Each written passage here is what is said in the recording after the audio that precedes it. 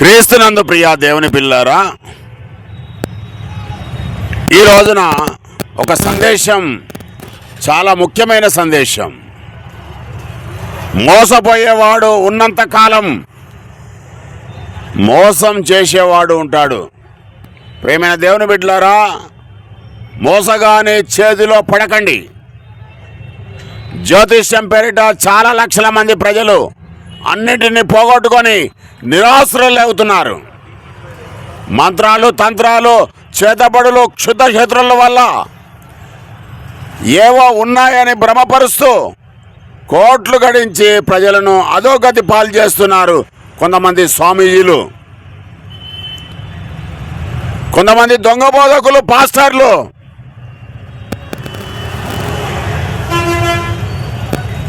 వారు చేసే వ్యాపారం ఇంత అంత కాదు, వేలు లక్షలు కోట్లు దండుకొని విశ్వాసులను చివరికి అడుక్కునే పరిస్థితిని తీసుకొని వస్తున్నారు.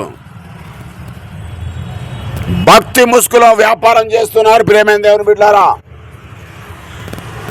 ఒకడు తాయిత కట్టుకుంటే మేలు అంటున్నాడు, రాసులు కురుస్తాయంటున్నాడు. ఒకడు తమలపాకు మంత్రించి ఇస్తే అవి తింటే రాసులు కురుస్తాయి, కలిసి వస్తాయి, ఉద్యోగాలు వస్తాయి, మగపిల్లలు పుడతారంటున్నాడు. ఒకడు ప్రార్థన చేసిన నూనె ఇస్తే 3000 రోగాలు కనిపించకుండా మటుమైపోతాయి అంటున్నాడు. దరిదాపున కూడా రావంటున్నాడు. అవసరమైతే పరీక్ష చేయించుకోండి, బాండ్ పేపర్ కూడా రాసిస్తా అంటున్నాడు. ఒక దుర్మార్గుడు, ఒక దుష్ట బోధకుడు, ఒక అబద్ధ బోధకుడు. ప్రియమైన దేవుని పిల్లారా, ఇవన్నీ బూటకం. ఇవన్నీ నమ్మి మీ డబ్బును, మీ సమయాన్ని, మీ ఆరోగ్యాన్ని, మీ మానసిక స్థితిని అధోగతి పాలు చేసుకోకండి. ప్రియమైన దేవుని బిడ్డలారా, మీరందరూ దేవుని పిల్లలు, బలవంతులు. ఈ దొంగల మాట నమ్మకండి. కుక్కలున్నాయి జాగ్రత్త అని డబ్బున్న వాళ్ళు ఆ గేట్ దగ్గర పెట్టుకుంటారు. దొంగ బోధకులు ఉన్నారు జాగ్రత్త అని బోర్డు పెట్టుకోండి. దొంగ స్వాములు ఉన్నారు జాగ్రత్త అని బోర్డులు పెట్టుకోండి. మోసపోయేవాడు ఉన్నంత కాలం మోసం చేసేవాడు ఉంటాడు. ప్రియమైన దేవుని బిడ్డలారా, మీకు ఒక సందేశం, ఒక వాక్యం తెలియజేస్తా ఉన్నాను. ఆసక్తి కలిగి వినండి. యోబు గ్రంథము 4వ అధ్యాయం 6వ వచనము. నీ భక్తి నీకు ధైర్యం పుట్టింపదా? నీ భక్తి నీకు ధైర్యం పుట్టింపదా?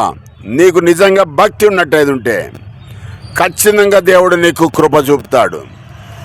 వీడి మాటలు, వాడి మాటలు విని డబ్బులన్నింటిని తీసి దశమ భాగాల పేరిట, చర్చిల పేరిట, నూనెల పేరిట, సబ్బుల పేరిట, ఖర్చీపుల పేరిట, ఆస్తుల పేరిట, వస్తువుల పేరిట అన్నీ దాన ధర్మం చేయకండి.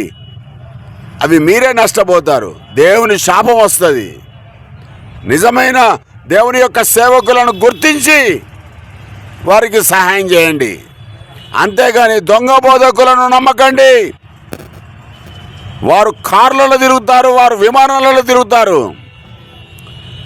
వారు ఎంజాయ్ చేస్తారు. కానీ మీరైతే అధోగతి పాలై రోడ్డు మీద అడుక్కునే పరిస్థితి తెచ్చుకుంటున్నారు. నీ భక్తి నీకు ధైర్యం పుట్టింపదా? ఒక్కసారి ఆలోచన చేయవలసిందిగా ప్రభు పెట్ట కోరుతూ ఈ కొద్ది మాటలు నేను ముగిస్తున్నాను. దేవుడు మిమ్మల్ని దీవించుగాక.